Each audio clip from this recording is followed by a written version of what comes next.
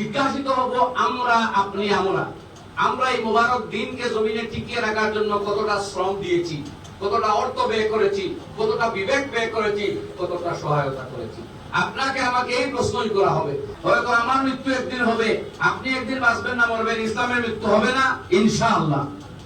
ইসলাম এসেছে বুলন্দ হওয়ার জন্য, সে অন্যকে তার উপর কেউ বুলন্দ হবে না, ইসলামই উদ্দিন থাকবে ইনশাআল্লাহ কিয়ামত পর্যন্ত। আর আপনারা নিরাশ হবেন না, হাদিসে এসেছে দুনিয়ার প্রতি ঘরে ঘরে একদিন আল্লাহর দ্বীন ইসলাম দিয়ে প্রবেশ করবে ইনশাআল্লাহ। ইচ্ছায় হোক অনিচ্ছায় হোক, এবং এর সময় আসবে প্রত্যেকে এই হককে কবুল করবে ইনশাআল্লাহ।